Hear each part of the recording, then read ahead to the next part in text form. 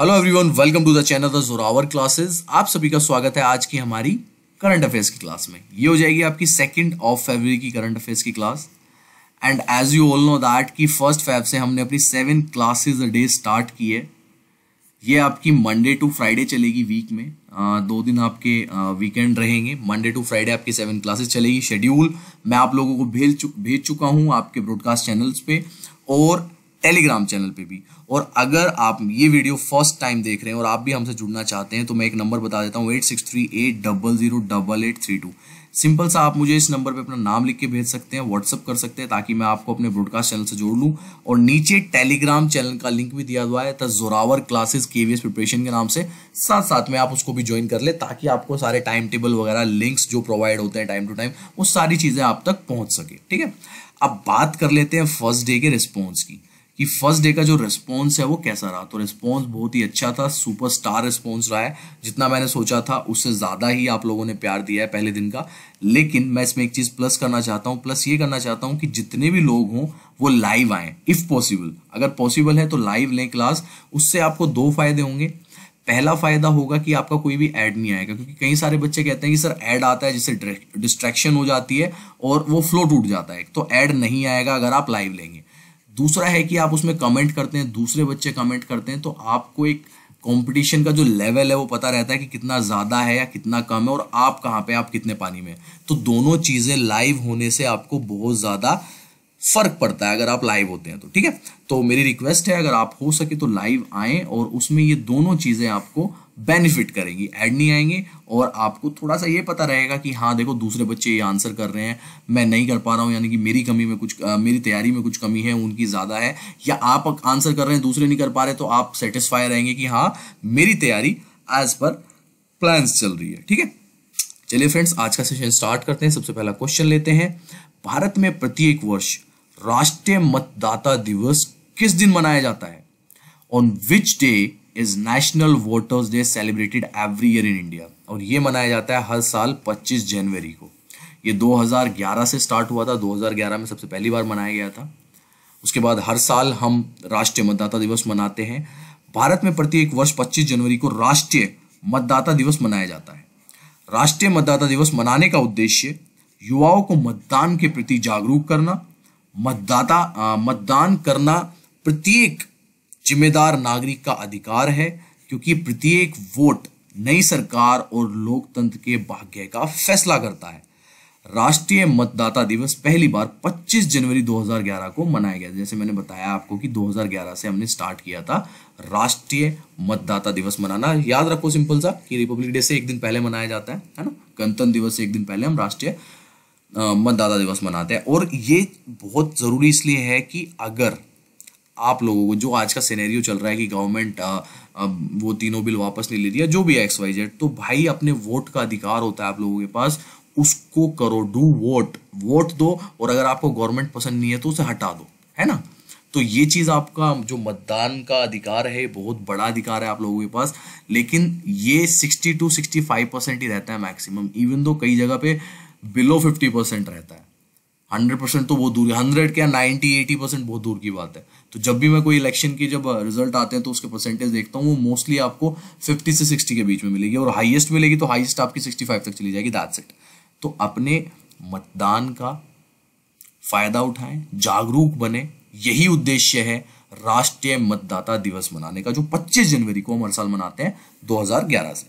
चलिए question number लेते हैं सेकंड। क्वेश्चन नंबर 2, जकार्ता में आसियान सचिवालय में भारत का अगला राजदूत किसे नियुक्त किया गया है? Again a very important question. और हमेशा कहता हूं कि जितनी भी नियुक्तियां होती हैं, अपॉइंटमेंट्स होती हैं, वो सारे इंपॉर्टेंट होते हैं। Who has been appointed the next ambassador of India to the ASEAN secretariat in Jakarta? और ये बनाए गए हैं आपके जयंत खोब रागडे। और ये 1995 बैच के IFS ऑफिसर है, इंडियन फॉरेन ऑफिसर, उनको बनाया गया है। जयंत को जकार्ता में आसियान सचिवालय में भारत का अगला राजदूत नियुक्त किया गया है। विदेश मंत्रालय के बयान के अनुसार जयंत अभी मुख्यालय में संयुक्त सचिव के रूप में कार्यरत हैं। उन्हें जकार्ता में आसियान सचिवालय में भारत का अगला राजदूत नियुक्त किया गया है। बयान के अनुसार जयंत 1995 बैच के भारतीय विदेश सेवा के अधिकारी, that's mean Indian foreign service के 1995 के बैच के ऑफिसर है। ठीक है, तो नाम याद रखना है जयंत खोब्रागडे, और ये आपके नए राजदूत होंगे आसियान सचिवालय जकार्ता में। ठीक है, इंपॉर्टेंट क्वेश्चन है। चलिए क्वेश्चन नंबर लेते हैं नेक्स्ट, क्वेश्चन नंबर 3। निम्न में से किस बॉलीवुड अभिनेता के नाम पर दक्षिणी दिल्ली के एंड्रयूजगंज में एक सड़क का नामकरण किया जाएगा? Which of the following Bollywood actor will be named after a street in Andrewsganj in south Delhi? और ये किया जा रहा है आपके मृतक सुशांत सिंह राजपूत के नाम पर एक रोड का एंड्रयूजगंज साउथ दिल्ली में नामकरण किया जाएगा।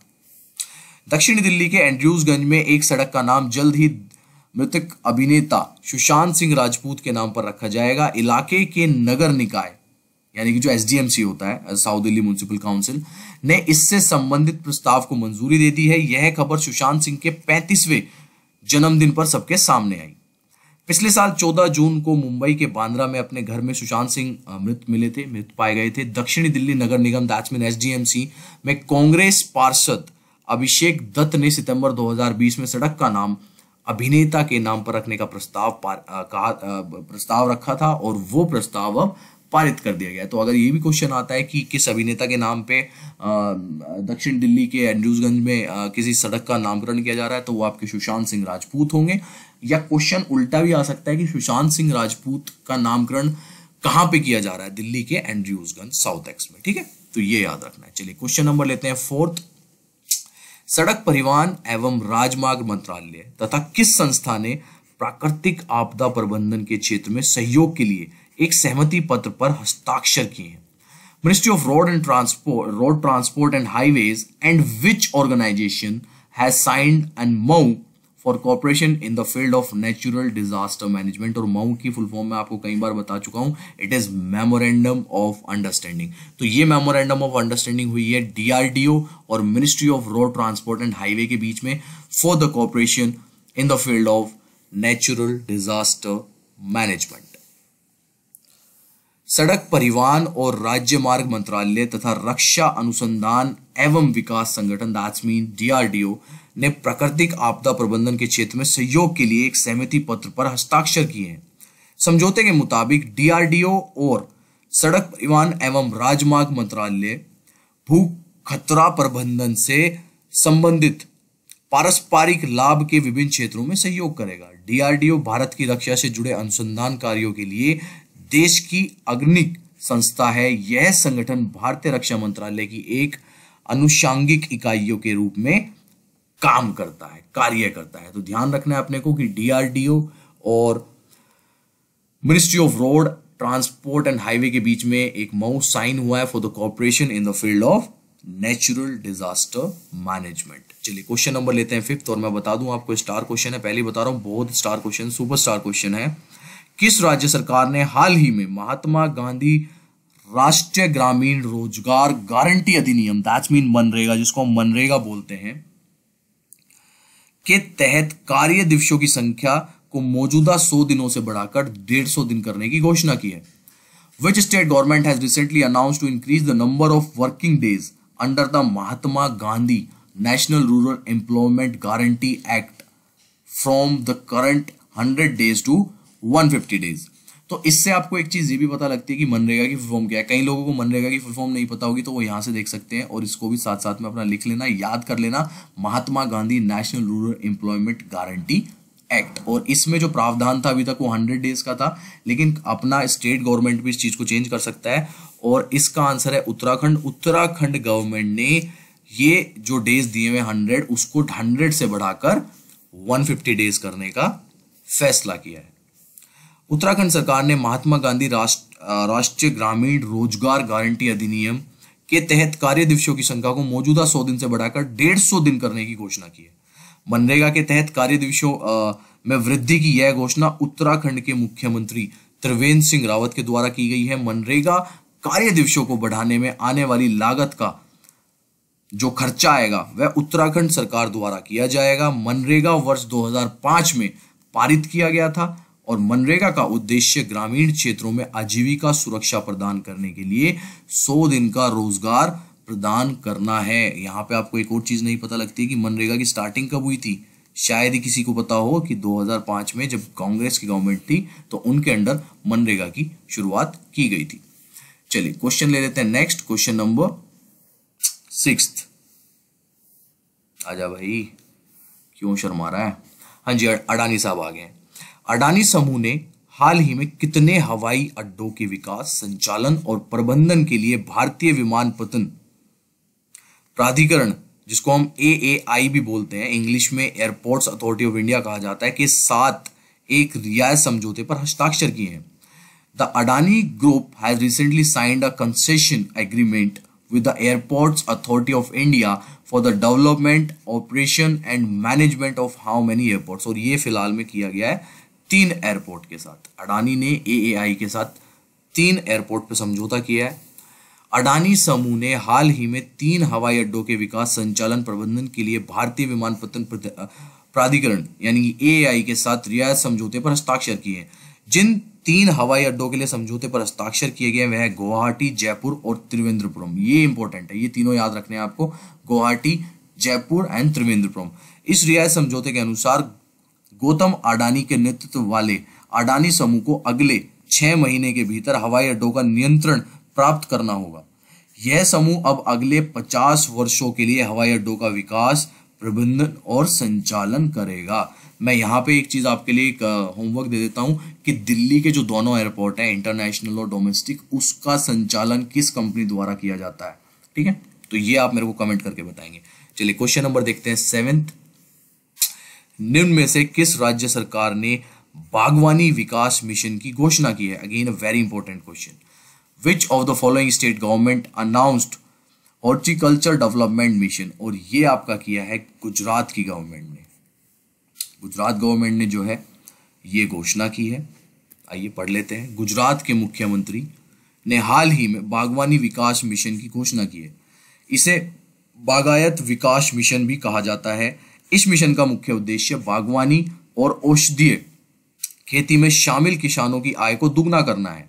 इस मिशन के तहत औषधीय और बागवानी फसलों की खेती के लिए गुजरात राज्य सरकार की बेकार पड़ी भूमि को 30 साल के पट्टे पर प्रदान किया जाएगा। तो उद्देश्य भी साथ साथ में पता लग जाता है कि अगर कोई भी मिशन या कोई भी जो एक्ट है, आपका कोई भी मिशन है, उसकी शुरुआत हो रही है तो उसका उद्देश्य क्या है। तो बागवानी विकास मिशन का उद्देश्य है कि जितने भी उस राज्य के औषधीय खेती और बागवानी खेती के जो किसान उसमें शामिल हैं, उनकी आय जो है वो दुगनी हो जाए किसी तरीके से, और गुजरात सरकार की बेकार पड़ी भूमि को 30 साल के पट्टे पर यानी कि एज अ कॉन्ट्रैक्ट फार्मिंग उन्हें दिया जाएगा। चलिए क्वेश्चन लेते हैं नेक्स्ट, क्वेश्चन नंबर 8। निम्न में से किस ट्रेन का नाम बदलकर नेताजी एक्सप्रेस कर दिया गया है। मैं ये कह रहा हूं इससे इंपॉर्टेंट क्वेश्चन आज के टाइम पे कोई नहीं है, सुपरस्टार क्वेश्चन है भाई लोग। Which of the following train has been renamed as Netaji express. और ये किया गया है आपका हावड़ा कालका मेल को। हावड़ा कालका मेल का नाम बदलकर नेताजी एक्सप्रेस कर दिया गया है। और बहुत इंपॉर्टेंट क्वेश्चन है, बहुत ही ज्यादा। भारतीय रेलवे ने नेताजी सुभाष चंद्र बोस की 125वीं जयंती के मौके पर बड़ा ऐलान किया। हावड़ा कालका मेल का नाम अब नेताजी एक्सप्रेस के नाम से होगा। रेल मंत्री पीयूष गोयल ने ट्वीट कर इसकी जानकारी दी। 1 जनवरी 1866 को कालका मेल पहली बार चली थी। उस वक्त इस ट्रेन का नाम 63 अप हावड़ा पेशावर एक्सप्रेस था। 18 जनवरी 1941 को फिरंगियों को चकमा देकर नेताजी सुभाष चंद्र बोस इसी ट्रेन पर धनबाद जिले के गोमो जंक्शन से सवार होकर निकले थे। नेताजी की यादों से जुड़ी होने के कारण ही रेलवे ने कालका मेल का नामकरण नेताजी एक्सप्रेस के रूप में किया। बहुत इंपॉर्टेंट क्वेश्चन है, बहुत इंपॉर्टेंट। ठीक है, इसको अपने नोट्स में अच्छे से लिख लेना और जब भी अपने मतलब इसको जिस तरीके से भी आप याद करो तो तरीके से याद रखना है। क्वेश्चन नंबर लेते हैं 9। प्रधानमंत्री राष्ट्रीय बाल पुरस्कार 2021 के लिए निम्न में कितने बच्चों को चयनित किया गया है। How many of the following children have been selected for the Prime Minister National Children's Award 2021। ये 20 है भाई, ठीक है। और ये किए गए हैं 32 बच्चों को इस चीज के लिए सेलेक्ट किया गया है। ठीक है, 32 संख्या है ये। प्रधानमंत्री राष्ट्रीय बाल पुरस्कार के लिए इस साल 32 बच्चों का चयन किया गया है। बच्चों को यह पुरस्कार नवाचार, खेल, कला, संस्कृति, बहादुरी और समाज सेवा जैसे विभिन्न क्षेत्रों में उनके असाधारण प्रदर्शन और उपलब्धियों के लिए दिया जाता है। मंत्रालय के अनुसार कला एवं संस्कृति के लिए 7, नवाचार के लिए 9, शिक्षा क्षेत्र में 5, 7 बच्चों को खेल के लिए और 3 बच्चों को बहादुरी और 1 को समाज सेवा में उनके प्रयास के लिए सम्मानित किया जाएगा और टोटल जो उनकी संख्या होगी वो होगी 32। प्रधानमंत्री राष्ट्रीय बाल पुरस्कार 2021। ठीक है, इंपॉर्टेंट क्वेश्चन है ये भी। ओके, चलिए आज का लास्ट क्वेश्चन ले लेते हैं। क्वेश्चन नंबर 10 पढ़ लेते हैं आज का। किस राज्य सरकार ने हाल ही में पंख योजना लॉन्च की? Again a very important question. Which state government has recently launched the wings scheme? और ये किया आपकी मध्य प्रदेश गवर्नमेंट ने। शिवराज सिंह चौहान की गवर्नमेंट ने ये जो है पंख स्कीम लॉन्च की है। मध्य प्रदेश सरकार ने राष्ट्रीय बेटी दिवस के उपलक्ष्य पर पंख योजना को लॉन्च किया है।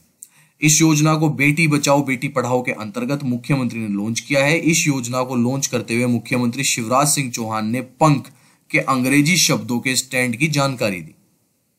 उन्होंने कहा कि P फॉर सुरक्षा, A फॉर जागरूकता, लड़कियों के अधिकारों के बारे में जागरूकता, N फॉर पोषण, K फॉर ज्ञान, H फॉर हेल्थ के लिए स्टैंड करता है। यह सभी जरूरी चीजें इस योजना में शामिल हैं तथा ताकि सभी स्तर पर लड़कियां अपने अधिकारों के लिए लड़ सके। यह अभियान 1 साल तक चलेगा। अब भैया यहाँ पे जो पंख है पता लग गया आपको मध्य प्रदेश में लॉन्च की गई है, लेकिन इसमें P फॉर सुरक्षा है, A फॉर जागरूकता है, N फॉर पोषण है, K फॉर ज्ञान है और H फॉर हेल्थ है। ये 4-5 चीजें भी आपको साथ साथ में ध्यान रखनी है। So my dear friends, these are the top 10 questions for today of current affairs. अब अपन लोग मिलते हैं कल की करंट अफेयर्स के साथ। आई होप आज की आपको क्लास अच्छी लगी होगी और सारी क्लासेस आप ध्यान से ले। अब 11 बजे हिंदी की क्लास रहेगी। Bye everyone, take care.